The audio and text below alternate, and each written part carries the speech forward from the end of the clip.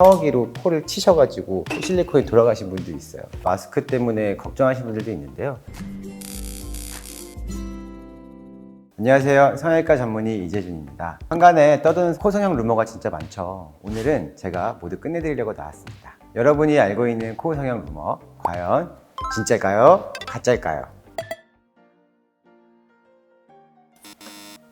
실리콘은 가장 일반적으로 쓰이면서 데이터가 누적이 많이 된 안전성과 안정성을 모두 인정받은 재료입니다. 코끝은 말하고 먹고 표정 지을 때마다 움직여지는 부위이기 때문에 실리콘이 끝까지 내려있으면 마찰이 일어나거나 상처가 생기게 되고, 그러면 염증이 생기고 심한 경우에는 뚫고 나오기까지 했는데요. 요즘엔 그렇게 하지 않고 자가 조직으로만 코끝을 수술하기 때문에 그런 일은 잘 없습니다. 코 수술 후 부작용이 생겨서 염증이 심해지면 일단 항생제 투여를 하게 되고, 그래도 잡히지 않으면 실리콘을 제거하게 되는데요. 그 다음에 기다렸다가 다시 실리콘을 넣으면 별 문제 없는 경우가 대부분이고요. 치료 과정이고 꼭 염증의 원인이 실리콘이라는 뜻은 아닙니다.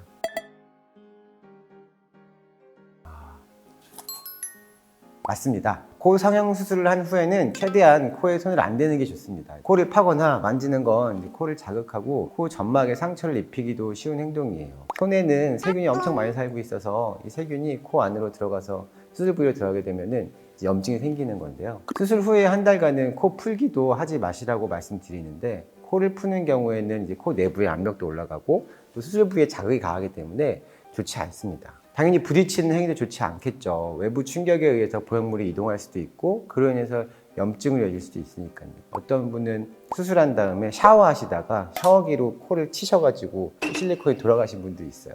참, 수술한 후에는 한 달 정도는 조심하시는 게 좋습니다. 격한 온도의 경우에는 최소 한 달까지는 안 하시는 걸 권해드리고요. 안전하게는 3개월까지 좀 참으시는 게 좋습니다. 기침이 생기지 않을 정도로 보형물을 적당히 넣어주거나 콧대에 자가진피나 지방 등을 덧대어주는 수술적 처치를 해야 합니다. 그래야지 보형물이 비쳐보이는 것을 예방할 수 있고요. 그렇지 않고 이 피부의 두께나 탄력 등을 무시한 채 무리하게 코를 높이면 보형물이 당연히 비쳐보이게 되고 모양 변형 등의 문제도 생길 수 있습니다. 현재 우리나라 성형외과 전문 선생님들은 다 이 정도는 기본적으로 고려하고 수술하시기 때문에 이런 경우는 거의 없다고 생각됩니다. 세모입니다. 세모. 코끝을 많이 높이거나 내리기 위해서 비중격 연장술이라는 수술을 많이 하는데요. 그런 경우에는 돼지코가 잘 안 됩니다. 하지만 간단하게 코끝에 연골을 이식하거나 아니면 코끝 연골을 묶기만 하거나 지지대를 약하게 한 경우에는 돼지코가 될 수도 있고요. 그리고 여러 번 수술해서 코끝에 흉살이 잡힌 경우에는 코가 딱딱해지면서 돼지코가 안 될 수도 있겠죠. 근데 반대로 코 성형 수술을 안 했는데 원래 비중격 연골이 긴 경우에는 돼지코가 안 될 수도 있습니다. 저는 수술 안 했는데 안 돼요. 코끝이 빨개지는 거는 성형수술의 유무에 따라 되는 건 아니고요. 원래 수술 안 해도 날씨 추워지면 코끝에 혈류 이동량이 증가해서 빨개지는 건 정상적인 현상입니다.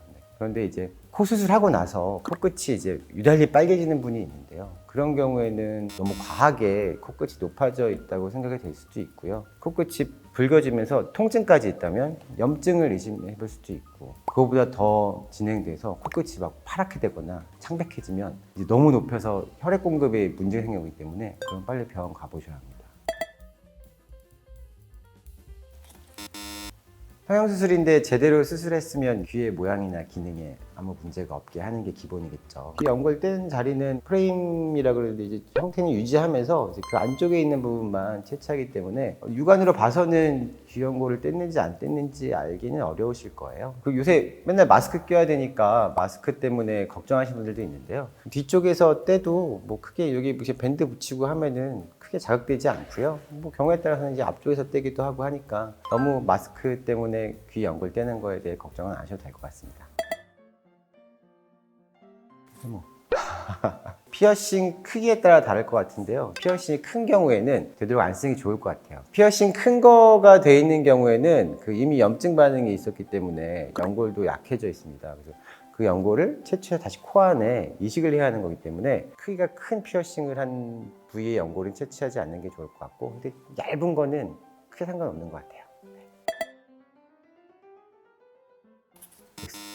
재수술은 대부분 이제 수술 후에 코가 부드러워지는 6개월 이후에 하는 게 대부분이긴 하는데요. 반드시가 아닙니다. 경우에 따라서 6개월 이전에 당장 급하게 수술해야 되는 경우도 있고요. 코 안쪽에서 염증 반응이 있거나 항생제만으로는 해결이 안 되는 문제는 바로 수술을 통해서 보형물을 제거해야 하는 경우도 있고, 모양이 너무 불만족스러운데 기다리기 너무 힘든 경우에는 상태를 보고 재수술이 가능한 경우에는 6개월 이전에 좀 더 빨리 손을 보는 경우도 있습니다. 이런 경우는 되게 드문 경우고요. 보통은 6개월 정도 지난 다음에 하는 게 대부분이긴 합니다.